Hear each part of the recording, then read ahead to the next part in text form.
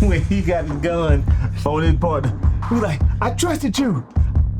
Had to make that SWAT count. If I know 100% that you guys are out here doing something that I've been preaching for a very long time, even before I came out here to Georgia, I've been preaching all about entrepreneurship. That's all I ever do. Just to see your guys' journey has definitely inspired me to just go harder.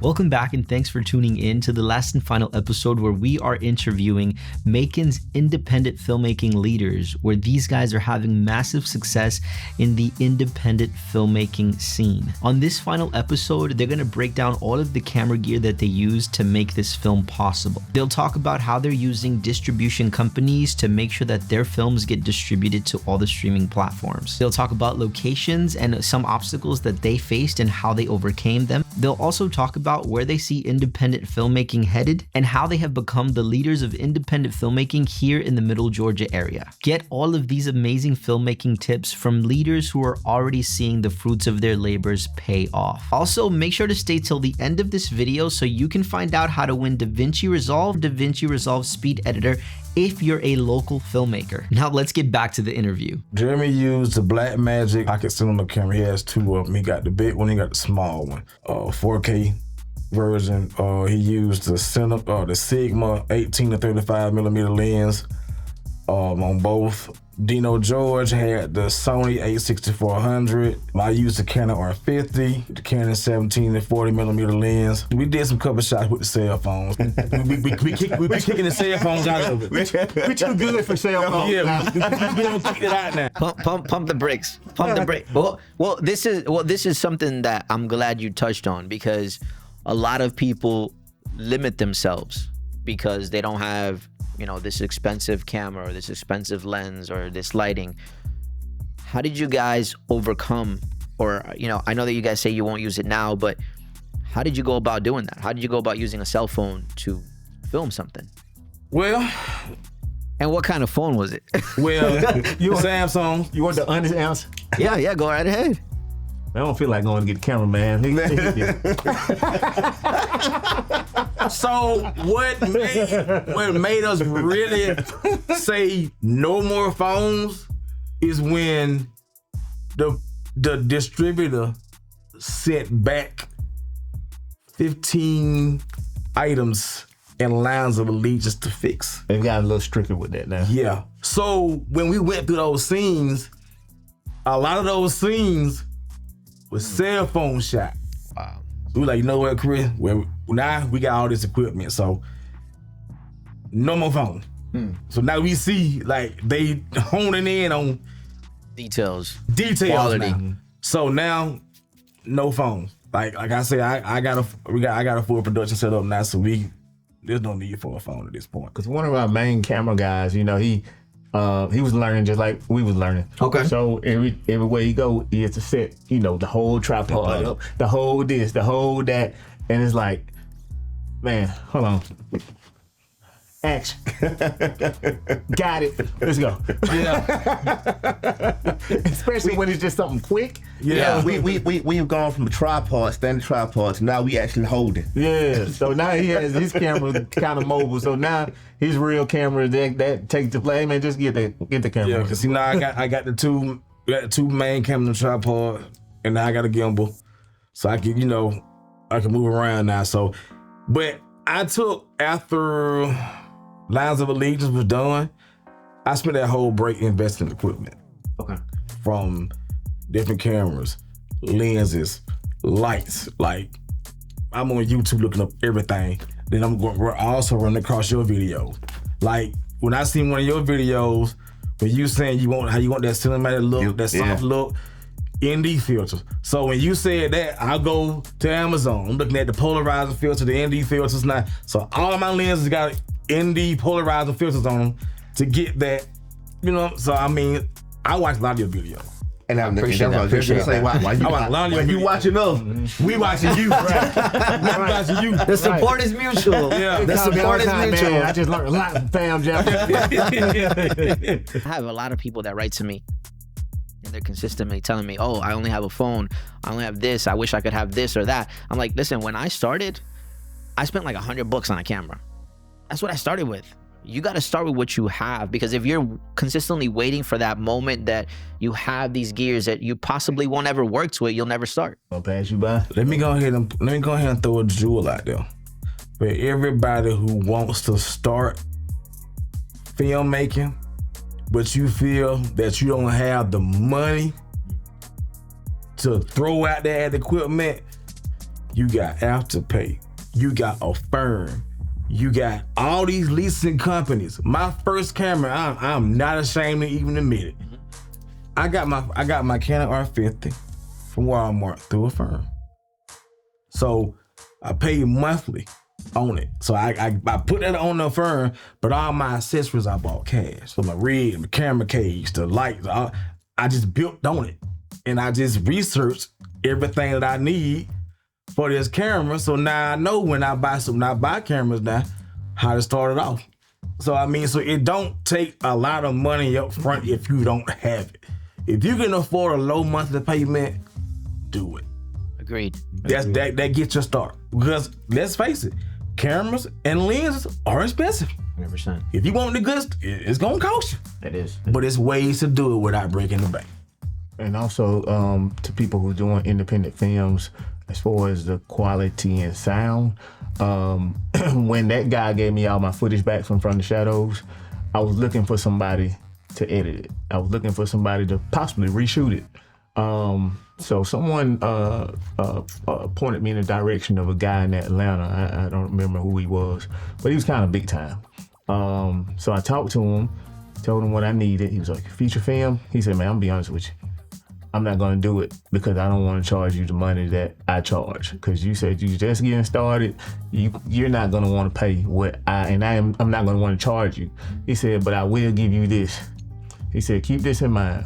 He said, if you can get somebody to film you okay quality film, and you have awesome sound and an awesome script, you're gonna keep your audience. That's where it's at. You can find somebody charge you $100,000. You have the best looking film in the world. You got a garbage script and you got garbage sound. You lose your audience. So I always kept that in mind. So that's what that kind of motivated me to go ahead and put From the Shadows out, because I almost didn't put it out because I started looking at it like, people gonna be so judgmental. Oh, he put this BS out. Look at the quality, So, but when people said you got an awesome script and you can hear them, run it. So when I ran it, sure enough, when it got on Tubi and when we, did the premiere, I heard the exact same thing that guy, the advice he gave me. People would say, the quality was okay, but it was a great storyline. I'll take that. Yeah. For my first movie. I'll take that. So that's why I've been so focused on making the quality of everything else so good, because I don't want to go back. Matter of fact, we was just on set the other day, and it was a shot, and the outside was glaring, and how it looks like a snowball effect, like everything just whited out. Yeah. I said, no, we ain't gonna do that. Let's turn the camera. If you can't fix that, let's turn the camera, because we got to keep going forward. You know what I mean? So, this is part of that perfectionist thing. Somebody else might have seen it and it didn't matter, but. With the rise of streaming platforms and technology, what do you guys think is the future of indie filmmaking? Where do you guys see indie filmmaking going? I think it's kind of like the music scene. Nobody searches for a big record label anymore. Everybody's independent. You know what I'm saying? So I think that has shifted to movies now, where Hollywood, now they're coming to you instead of you trying to come to them. Yeah. And that's the noise we're trying to make. We always joke about it. Don't know how far in Hollywood I want to make it, because it's some weird over there. Right. just let me stick my toe in. let me get to the gate. I don't want to jump all the way in. Let me look in the gate. Just kind of throw your production over. Like, here you go. Put it out there. Right. I walk through the airport and they say, "Is that Chris?" That can't be him. That's Chris. I don't know. I don't want to walk through the airport. I don't. I want to still live a little fame, but still live normal at the same time. Like, I hear you. I hear you. What you said was the example you gave. I want to be Morris Chestnut famous. Morris Chestnut from not Kevin Hart famous. Wow. Yes. How do you guys, because I know we were touching base on that, but how do you guys feel about being the leading independent scene in this area right now? Because that's how I see you guys. You guys are leading the independent scene right now. Flattering, man. Yeah. It's flattering. Like, it's a blessing at the same time. Like, you know, I've always wanted to get into the whole acting thing since I was a teenager. And like I said, the avenues weren't as available as they've been for the last 5 years. So when that came and we just kept on and stayed consistent, so it just became another part of our lives at this point. And we have no plans of stopping it. Like we are on movie number 4. So it's kind of like we dropping a movie a year. And we want to get to the point where we can actually start on 2 movies in the same year. So I mean, you know, we're just trying to find out how to get better and better each production and each year, you know. The best part about it is that nobody have egos. No. Nobody have egos. Because if you get too high, he'll let you know. He'll let you know. You know, I've seen some short funny videos, you guys. Not that he's an actor. We have no egos because everybody can pick up the phone and call anybody. Yeah. You know, and the one thing that we don't do, you know, if we got something to tell you, come in. We need to let me read in you for a minute. You know, so that's the best part about the group. Keeping everyone level-headed. That's where it's at. Because I've worked with people that, you know, started humble and then it just got to the head. You know, end up changing. Yeah. It just you're burning bridges at that point, you know. Absolutely. And you know, you have to think about different aspects. Like, you might be the one that's on top, but you don't know who's gonna be on top tomorrow. You know, so it's understanding that these bridges that you're burning could burn your future. Yeah, true. So, and I went through it. That's why I learned how not to do stuff with this group. You know, and I feel like that's why that love is there. You know, you just gotta know how to treat people, man. You gotta know how to, you know, because we ain't paying big money. You know what I'm saying? So we're not Tyler Perry. You know, we can't tell you, hey, don't go to work this week. We're gonna film, and but you're on your way. But you're on your way. Yeah. So you gotta treat them. You gotta treat them as such, though. So what do you guys see next for yourselves? Like, and what advice do you guys have for filmmakers that are in the community right now? I see somebody in the group making it up here. That's what I see. But it's not that one person don't make it up here, because now you got the whole group that you got. But you know, like any other group, you know, if you got a group, you always got a front man. So in our group, the way I feel like the front man, you the front man for now, but the front man eventually gonna slide down a little bit. So now it's somebody else's turn to take that mantle. You know what I'm saying? And in the group, that's what we do. Okay, you the front man, lead it. Yeah? Like I said, we have no egos. Okay, you the front man, run it. Let's run it, because you may be the front, but we still the group. 100%. No, nobody's building the group. That's how I look at it. Because like everybody in this group has their moment to shine. So we each give each other their moments. Yeah. You know, from the shadows, he main character, writer, editor. That was him. Christopher Father. Chris wrote, edited, directed. But he was the star. He was the star. Me. They were the stars. You know, our characters, we broke out in Christopher Father. Willie Earl Rupert, our character was a comedic relief in the movie, but we broke out at the same time. But they were to lead, you know, leading roles. In Lines of Allegiance, written by me, I was starring character, but I had actors in that movie that had breakout roles. Shout out to Jay Flame. Yeah. You know what I'm saying? And Shaw Porter, like, they were breakouts. You know, so I mean, everybody, we give everybody their chance to shine. It's not how they gonna outshine me in my own movie? It don't matter. That's that. Yeah.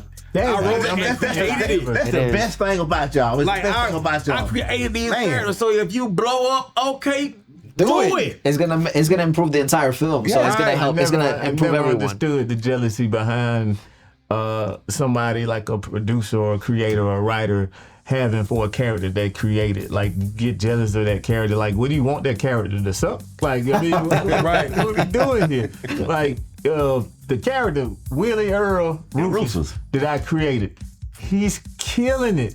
Darius Lattimore, shout out to boy Lattimore. They are killing it, as you're gonna hear those names a lot. Willie Earl and Rufus. The company gonna be based off of those two. But man, the on-screen chemistry that they have with each other as the old guys is amazing. And you know, I would be a fool to sit there and say, "Oh, they're getting too much shine off the characters I created. I ain't gonna put them in this movie." Like, why would you do that? Make it make sense. Like when he stood out for Curse of a Father, him and Zamisha, I made sure that I shouted that out. Hey man, check these two out. They killed it. Blah blah blah.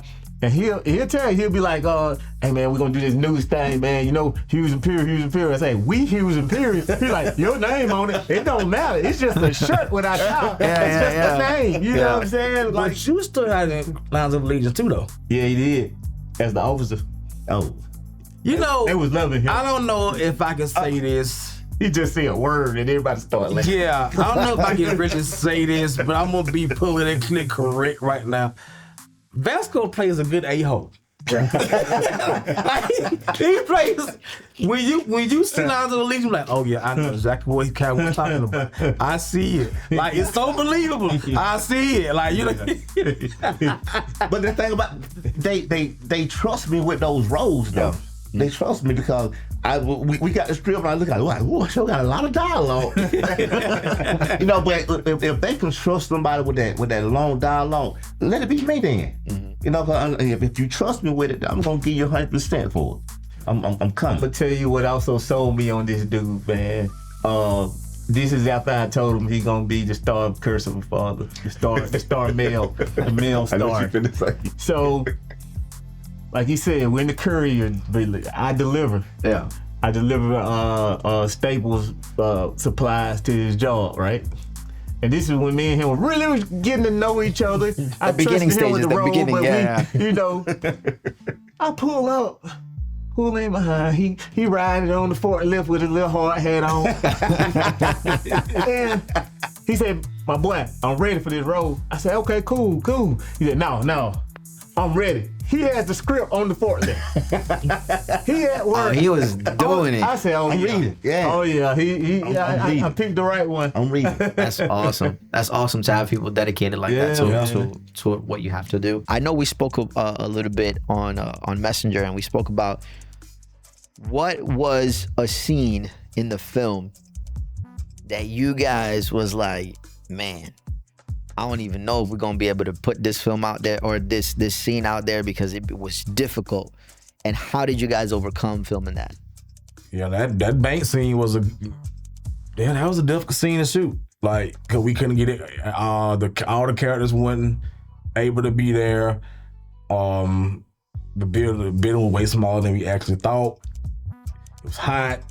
Gnats. They got Pineview got the most gangster gnats I've ever seen in life. I've been over there. And Shane was like, what is going on with them? Hey, Shane was like, y'all picked the hottest day to come out here and do this. In the scene when he got his gun on his partner, he was like, "I trusted you." But I was like, please don't do this. Well, he let it say it there, so I can use that. But he would have. Hey, I had to make that SWAT kind because they were dead in my face. So like, get it, Chris. But it went with the move. You didn't know it. Yeah. You didn't know it went. Unless you was there. Yeah, like that's wild. So what do you guys think it took to overcome? Dedication to finish. Dedication to the finish. Yeah. You know, I mean, just looking at the bigger picture, man. Just looking at what it can be, what we want it to be. I always think big, so I overthink. I think bigger than what my pockets would do. You know, as far as budget wise. So once I do that, I have to come back down to my pay bracket and say, "This I can do this." This is what we can do. Yeah. So, you know, when I did the little, you know, when I drive by my Mustang, I had the whole bad boy thing when Will did the Ferrari and took around. I had that in my head, but you know, I had to dumb it down a little bit and just do a little nice little burnout. But guess what though? But folks went crazy about that. Loved it though. And we actually had the prop gun company on site. So when you see that scene and we're shooting the prop guns and the shells are flying, those were real effects. There was nothing added in editing. Yeah. So like Shane talked to the sheriff of Prime View. They blocked the streets off for us. Wow. The sheriff even came out and watched us. So we had the armory company on site. Like we really, I wanted that scene to really jump. Like I bought so many props for this movie. Like we had another scene with the club where I had my shotgun and I had bought some dummy shells from Amazon. So when I pumped, the shell kicked and he put the effect right on time. So you like I said, like this was the most action-packed movie thus far. It's not gonna be the last because we've been talking. We really gonna bring it. You guys already have the next one too. Like we got so many ideas. And we just gonna bring it, and we just want to just keep staying consistent and bringing our audience the best we can bring them, because I feel at this point they deserve it. Like they supported us for 5 years, so they deserve for us to keep giving them our best. Absolutely. You know, nothing less than that. Like we so passionate about what we doing because it's more than a hobby. It doesn't feel like work. We have fun doing it. We have a good vibe. We have good chemistry. It's just like we laugh, we joke, action. Ready. Character. So I know that you guys can't really tell the day, right? But where can people possibly expect for this movie? And do you have an estimate of approximately when this film will be out? I'm hoping within the next 2 or 3 months. Okay. I've been checking my emails every day. Like I've been checking my emails every day for our release date. I'm hoping that on the release date we hit Tubi and Amazon like Curse did. Okay. Like the first day for Curse, it hit bam, Amazon Tubi first day. So I'm hoping that we hit the first main 2 platforms or more platforms the first day. I mean, you know, I'm praying for that, and I just hope that when it comes, it does numbers and people receive it good, and I just want the world to know that what I work hard on and what we all came together to make. I want them to see it and experience it and enjoy it. Of course, everybody's not gonna like it, but that's life. I've seen some amazing movies that I'm like, wow, and people are like, that's garbage. I'm like, but nah, everyone has different tastes, but I know that 100% people are gonna feel the essence of what you guys are building, because I can see it, and I'm someone that's very passionate about film. So I know anyone out there that is super passionate, and anybody that's watching right now on the channel, definitely go support these fellas. They are doing their thing. Do you guys have social medias that you guys would like to announce? Or Vasco Sanders. Everything. Okay. Every platform, everything. Vasco Sanders. Calvin B. Jackson on Facebook. Professor the Barber on IG. Christopher D. Hughes on Facebook. Christopher D. Hughes on IG, and Hughes Imperial on IG. And if anybody wanted to contact you, whether to be on your next movie or help possibly film something or anything like that, or just be a part of the team, where could they contact you guys? Facebook Messenger, DM on IG. Okay. So any last closing words that you guys would like to tell the world? I just want to thank you again, man.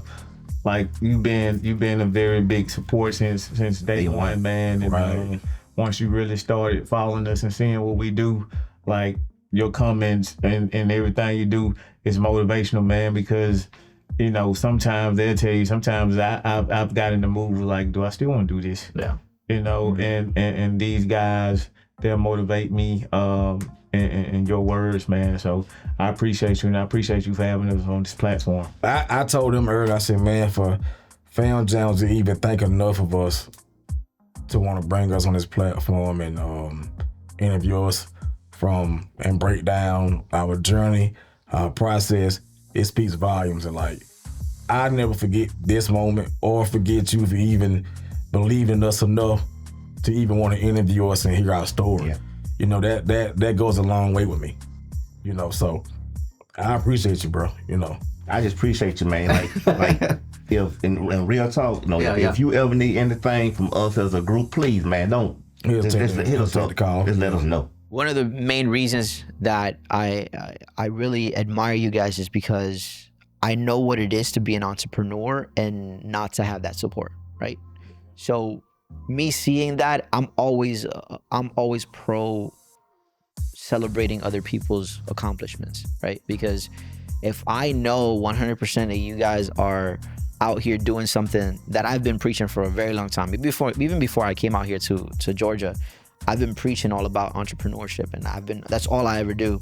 So to see that, and not only that, but you guys can believe this or not, but just to see your guys' journey has definitely inspired me to just go harder, right? To push more, because there was I dropped my first movie and it was insane, but just to see that from you guys, I was like, Lewis, what are you doing? So I appreciate you guys. The feeling is mutual, to see you guys, and to me, it's an honor to have you guys here.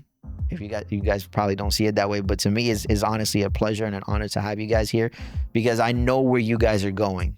Even if the doubt comes, even if sometimes you just don't feel like doing it, I know where you guys are headed because I've seen the work. The ethic is there. You guys have found a team that works. You guys have found people that support you, and I just want to be a part of that. I want to be a part of seeing you guys, whether I'm sitting on the sidelines and I'm like, yo, go, I seen y'all, So I appreciate that, man. And I think it's just about encouraging other people, because if I'm here and I'm supporting you guys and I'm showing you guys love, I know that's going to be the same when I'm, putting out a product.